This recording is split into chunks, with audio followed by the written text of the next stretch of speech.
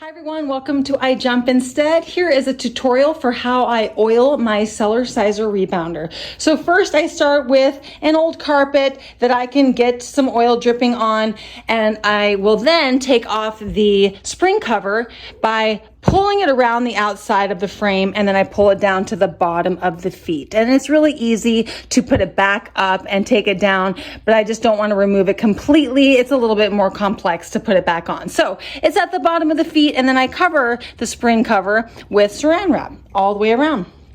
So it's ready to go. I have a little towel, I have a dish with a toothbrush, and then I'm using the 3-in-1 oil. I also have a latex or non-latex glove, whichever works best.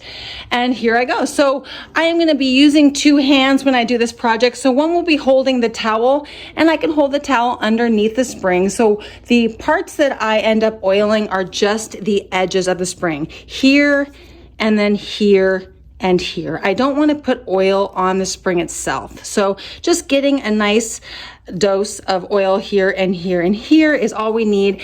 And we want to rotate the springs too when we have scrubbed the oil. So with one hand, I'm holding that. And then in the other hand, I'll take some oil. I'll get some oil on the toothbrush. I'll remove some excess, and then I'll go ahead and scrub. I'll get some oil in there and get it on both edges. So I want to do a really good job. I want to get some good oil application going on in all the way through where the steel touches the steel on both sides. And I want to go all the way around the rebounder. It doesn't take long. You might not want to wear your expensive clothes, because when you are brushing with a toothbrush, sometimes there can be some oil splatters. So make sure, you're not wearing anything that doesn't need an oil stain.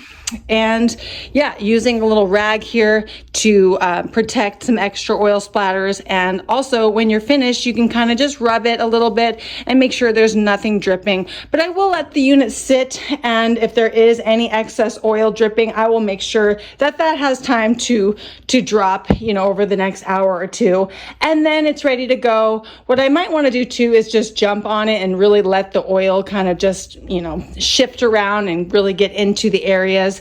And this always will quiet my Cellerciser almost completely, if not completely. And if there is still some squeaking, I might need to close the unit and fold it into half or into a third, because this could be a bifold or a trifold, whichever one. You might want to go into the hinge, and if there's any steel on steel, you would want to put a little oil in there in order to remove some of the squeaking that might be happening in the hinge itself. Okay, so there's my tutorial. I hope that helps with anybody that needs to get some oil on their springs.